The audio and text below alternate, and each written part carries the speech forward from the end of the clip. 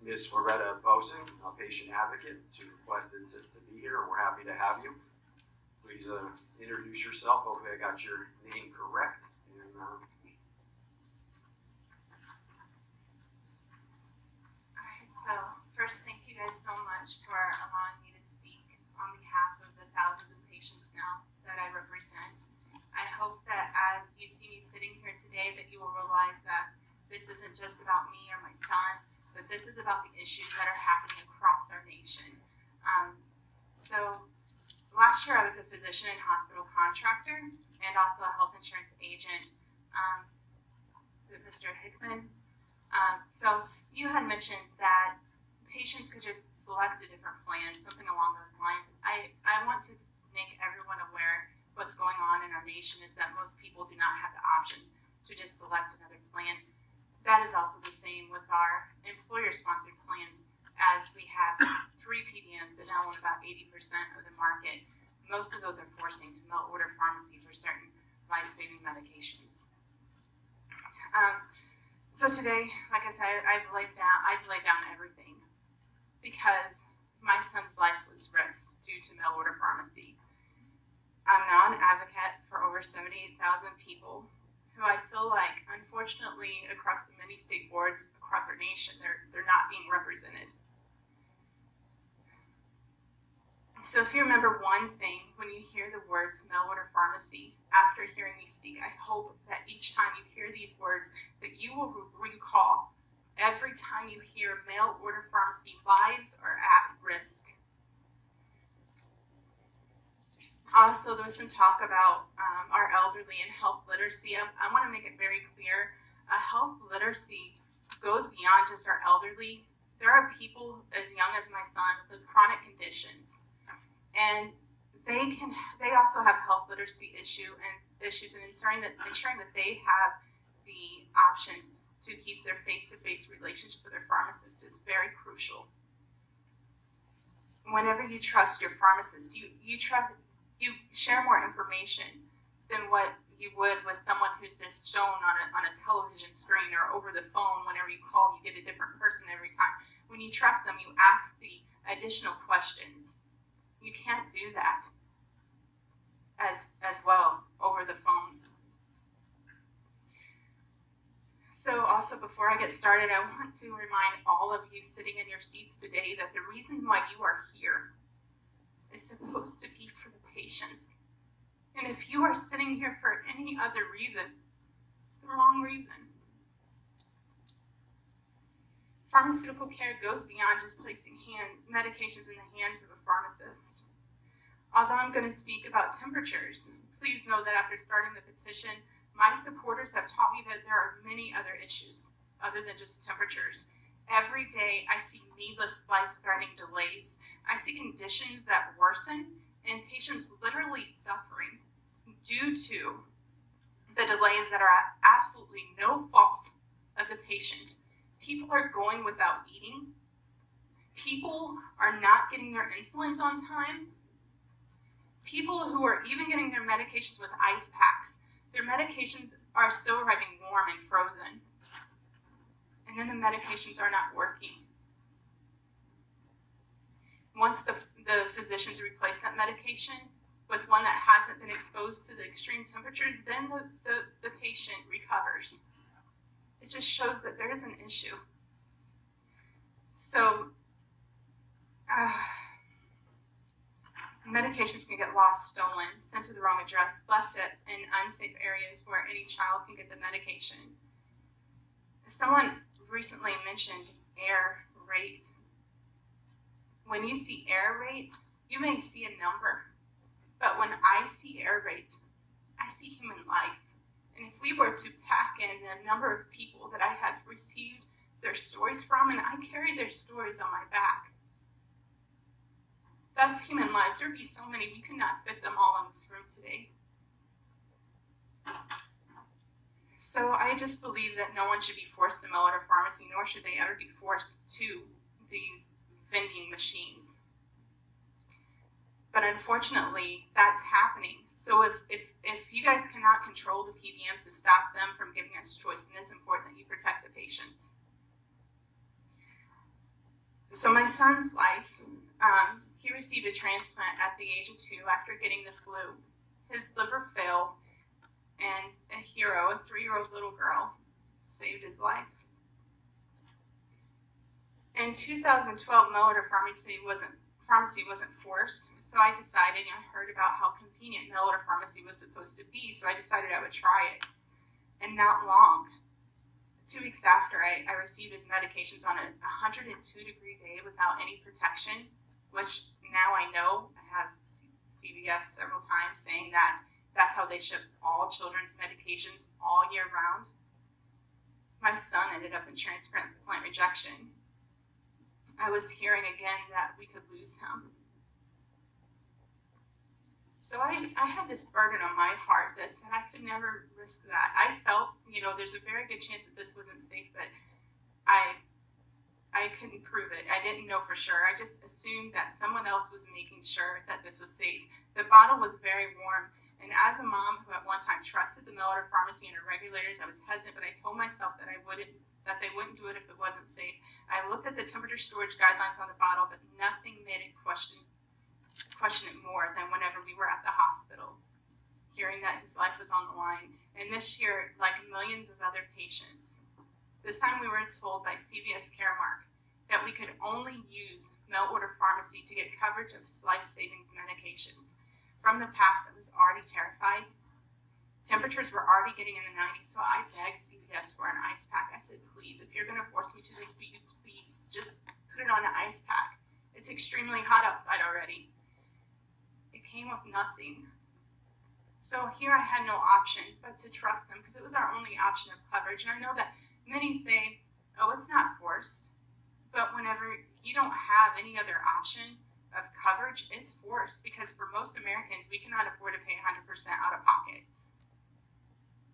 So that if this next part didn't happen, I wouldn't be here today. Right after my son's labs elevated again outside of the normal range, so I had to see the proof that my son's medications were safe being stored at these temperatures. I found out that the proof was non-existent. Most people prefer independent pharmacy. That was per a recent Consumer Reports study. If we're here for patients, and if our regulators are here for patients, why is that not being heard? PBMs, the access issue doesn't need to be resolved with the vending machines and forced mail order pharmacy. The issue is that we need access to our independent pharmacists, who are being closed rapidly due to forced mail order pharmacy, low reimbursements to our community pharmacists.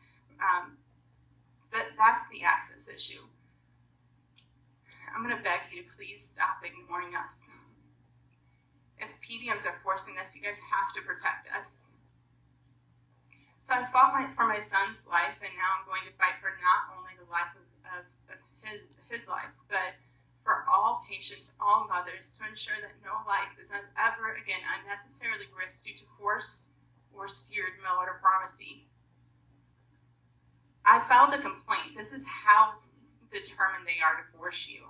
So I filed a complaint with the Department of Insurance, and due to the plan being self-insured, it landed into the hands of the U.S. Department of Labor, who said that although forcing mail order pharmacy is unethical, it's not illegal. CVS did offer to send it to the local pharmacy, but at this point I didn't trust them, so I made the decision to ask, well, how are you going to ship that medication to the local pharmacy? Are you going to ship it the same way on the same hot trucks? I was told yes. I said no, and I didn't want CVS at that point. I was angry at them. I didn't trust them. I had no other option of coverage to go anywhere else unless I paid 100%. So my son's trusted hospital pharmacist, who fills children's transplant medications every day and works closely with my son's physicians and knows my son and his complex health history, was no longer an option. I tried to file an appeal. As a health insurance agent, I've never lost an appeal, and I deal with the marketplace a lot, so it's difficult. But I was losing the one for my son. At one point, CVS Caremark said that there was nothing to even appeal because there wasn't even an opt-out option. My son's physician, who works hard every day trying to save the lives of children, even tried to file an appeal for us to pick up the medications at the pharmacy at which it is filled, and the physician's claim was denied. It was not until a local news story took up our issue, that's whenever we were fine. The following day that the news station called them, we were able to get the coverage now for the hospital pharmacist. So I don't trust CVS, I don't trust Optum, and I don't trust Express Scripts with the lives of patients at this time. So how hot do the UPS trucks get? They get up to 180 degrees. That's per Teresa Kalinka, another petitioner has a petition for UPS trucks to air condition the storage area of the truck. Her husband had a stroke, and that happens frequently throughout our nation. She's one of our greatest supporters. She has pictures of the trucks reaching temperatures over 120 degrees. This isn't new. 20 years ago, a Managed Care magazine article talking about mail order pharmacy discussed these concerns, discussed a USPS study showing that trucks reach up to 170 degrees. Another story shows mailboxes reach 150 degrees on a 100-degree day. Would you want your child's life-saving medications sitting in those conditions? Would you want to be forced to do that? I don't want to be forced, and I'm begging you not to force another mom, because I wouldn't do that to you or your loved one. Please don't do it to anybody else. So I'm mostly concerned about our children's liquid oral medications. Some medications have additional storage guidelines, but not all. And I talked to medical chemists that said that, because I asked, well, could we just have FDA, require these manufacturers test these medications at a higher level? They said that won't be done, because it's known that most medications, once they reach outside that range, that they start to destabilize. It's more than just potency. So recently I did find out that now my son's on capsules, and they've been tested and proven safe for 107 degrees for 2 days, and I confirmed this with the manufacturer. That means that I am okay with my son's medications being sent without protection, being exposed to 107 degrees for 2 days, as long as the exposure of 107 degrees means that potency is not lost, shelf life is not shortened, bioavailability is not altered, and the ingredients of both active and inactive ingredients do not become toxic. Those are all issues whenever our medications are stored at these temperature extremes, and nobody is warning the patients or protecting them. I will. After connecting with the UPS drivers, we know that the trucks are getting hotter than 107 degrees. We know that the mailboxes are getting hotter than 107 degrees. Yet patients and mothers and children are receiving room temperature medications in hot, non-temperature controlled vehicles and in a bag, and only a bag on the coldest and the hottest of days, without any option of protecting their child's life-saving medications or their life-saving medications. If temperatures don't matter, why are they listed on the label? Why is the mail order pharmacy completely ignoring the terms excursions permitted from 59 to 86 degrees? The independent and hospital pharmacists would be heavily fined if the medications go outside of these proven safe limits. Why is the mail order pharmacy held to a different standard? In my research, as I looked to make sure that this is safe, I found out that the mail order pharmacy are the only ones telling patients that it's safe, that these medications are okay in these temperature extremes. The FDA, the manufacturer does the testing, said that they get calls like this every winter and every summer, and they suggested that the mail order pharmacy go by the standards proven safe by the manufacturer. Unfortunately, they pointed me to the state board, which most across our nation, some don't even have any legislation on medications in the extreme temperatures during excursions.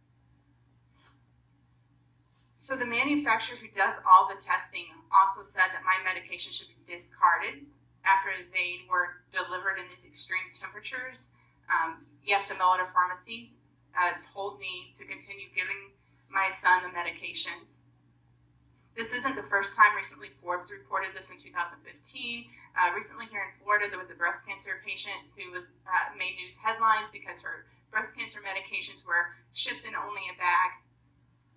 I asked an expert medical chemist about the additional stability studies again, and he said that that's not going to happen, and these medications can be at risk, and we should not have to be forced to lose any, we shouldn't be forced to a less quality product. We should be able to protect that medication at all extremes. After the news report, I asked the Millwater Pharmacy if there was anything proven that it was safe, that these medications, that my son's medications were safe at these extreme temperatures. Now, this is after 30 to 40 calls. Finally, I got the answer. She said, I cannot speak. If she did say, though, if the capsules are melted, which here in Florida I have united with patients who have stated they have actually received their medications melted. And if they're melted, they said, then they will return, they'll accept the medications back. But we have to realize that there's an area between when the medications melt, where they can look fine on the outside and still lose integrity.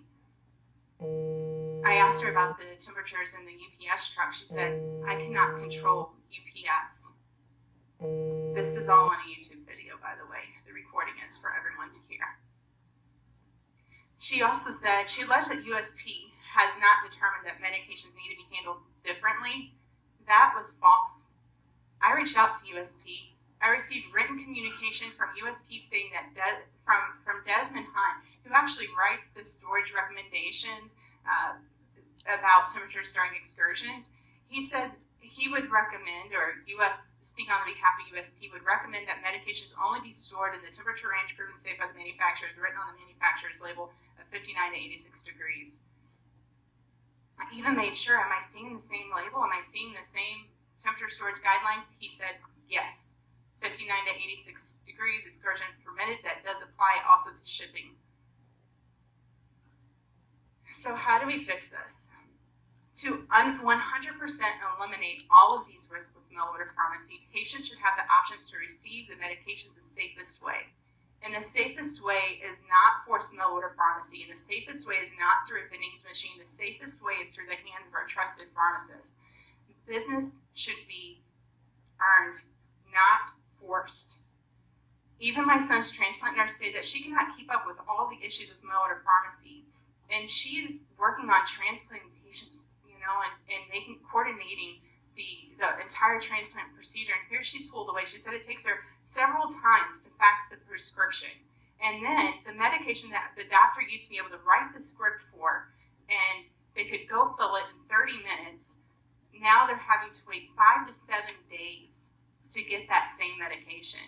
That's not convenient. A recent ER nurse also stated they see patients frequently due to issues of not receiving the medications on time. And I don't understand how that's saving anybody money. And that'd be interesting with the mergers, how that will affect the health plan. My suggestion, number one, is to make it illegal to force mail order. Even with the changing laws related to temperature, the mail order pharmacy cannot predict the exact trip of each package. When packages are lost, delayed, theft, which is, mailboxes, there are just too many uncontrollable and unpredictable factors with mail order pharmacy. When we pick up our medications at our trusted pharmacy, that risk, it's gone. So we need to make sure that it's an option. If it's not an option, then you guys have to protect us. I believe that the attorney generals in each state really need to hold the PBMs responsible for all the delays, and also the lack of warning patients and mothers that their child could be at risk from their medications being delivered like this. No one warned me. Also, there needs to be monitoring the temperatures in the back of the vehicles, not just the outside temperature. I see these great formulas like Express Scripts City that they go by, but a lot of them just monitor the outside. We're not monitoring how hot the trucks are getting. Currently, laws do not restrict how long these packages can be left in these temperature extremes. Sometimes they're being left on porches for days and mailboxes for days. And even one thing that breaks my heart is the VA. I see their tracking numbers, and some of them are 2 weeks sometimes in these conditions. Also, we need transparent monitoring. We need monitoring not just of refrigerated medications, but monitoring of the temperatures that each medication is exposed to. For example, a sensor that would alarm the patients if the temperatures were exposed to extreme temperatures outside the guidelines. These monitors should be placed in the medication bottle and not outside of the packages. The excursions in these trucks, you also have to acknowledge that there are two different areas in which we must monitor the medication temperatures, and that's from the warehouses to the patient homes, and then also the time frame that the package leaves the delivery driver's hands is placed into the patient's hands.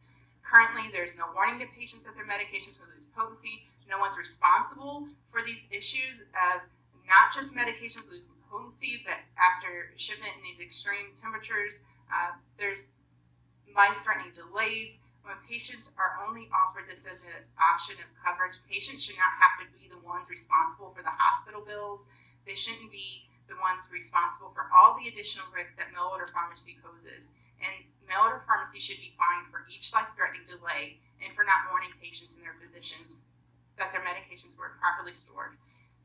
If you decide to change any Florida laws related to medication and temperatures, please don't include blanket language such as room temperature medications can be exposed to extreme temperatures for short durations, because medications like children's liquid oral medications and medications like blood pressure medications will still be at risk of losing potency. Laws must change to ensure that people have the options in their coverage to receive their medications the safest way through the hands of their trusted pharmacist. After starting the petition, I saw many news articles that's currently hitting headlines, like in Ohio, where I look about the unfair reimbursements. So I looked to see what CVS Caremark reimbursed their own pharmacy versus what they reimbursed my son's hospital pharmacy.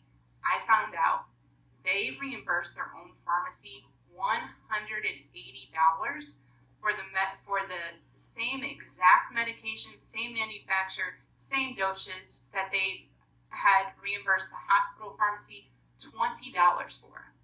I find this unacceptable. After connecting with the pharmacists who protect our medications, who give grandmothers and patients with chronic illness crucial face-to-face consultation, I am appalled that this is being allowed to happen in the United States of America. It appears that profits are coming before patients. When your life depends on these medications, all it takes is for one delay. One time of a patient's medication being ruined from the lack of temperature monitoring. One time of medications being lost or stolen. One time for a child to ingest the medications left on doorsteps and in mailboxes. And that's a patient's life. Or it could also mean that a life could be tragically altered. This is not convenience. This is life-threatening, and no one should be forced to take this additional risk. Adam Fine recently said that this isn't a widespread problem. I argue that most don't even know. This is why their conditions are worsening. Physicians may not even think about the storage of the medications as a root cause, because no one is warning them or the patients. My son's life was at risk, and I know now that it's not just my son. What would happen to me if I delayed my son's life-saving medication? What would happen to us as parents if although the manufacturer stated that my son's medication could lose potency and he could die if I left his medications in a hot truck or in a hot mailbox, and I decided to do it anyway? It's time that we hold the mail-order pharmacy and the PBMs responsible. Each life is important. How many patients' lives does it take to matter to the PBMs and to the mail-order pharmacy? As I share the patient story every single day, I disagree with Adam Fine. I disagree with the PBMs and the mail-order pharmacies because many patients' lives are at risk. I will beg, I will plead, I will scream, I will cry for every patient who has told me I'm too sick to fight. Some who have urgently cried. Sometimes I get people that are just begging me to help. And you know what? I can't help each one of them. I can't do everything to protect them because that's supposed to be your job. It's not mine. But the most important thing to hear today is to remember that, this business is supposed to be about patients, not profits.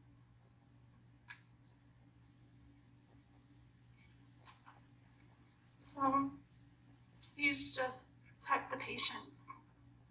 Thank you so much again. Thank you. Thank you for board members. Thank you very much for coming and sharing your story. We definitely appreciate that. You're welcome. Keep working until it gets fixed. I will not stop. I will lose everything I have because people's lives are more important than anything that I own. Thank you guys. Thank you.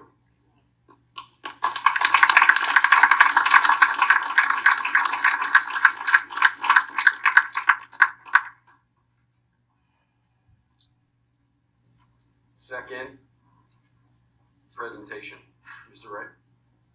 Well, is this something we're going to discuss or talk to another time? Because I think you brought up some valid issues that maybe the rulemaking or what have you, we could discuss it. It's obviously an issue, so I think it would be it is our duty to protect the people of the state. Dive into this further. Is this something we're going to do today, now, or we're going to put it on to another meeting? Or because I agree, I don't think we should just hear her, thank her, and move on. It's something we should look into. I think you.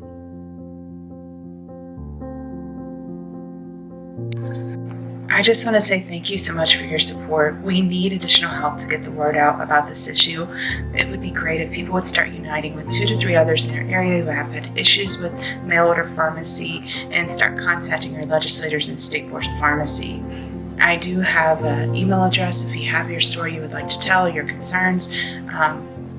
I have that listed here. It's stopmandatorymailorder@yahoo.com. You can also reach me on Twitter. I also have the issues with mail order pharmacy page. Feel free to also contribute to my GoFundMe page I just started. You can also sign the petition on change.org to get updates on this issue. Again, I just want to say thank you so much for your support. I couldn't do this without all of our supporters.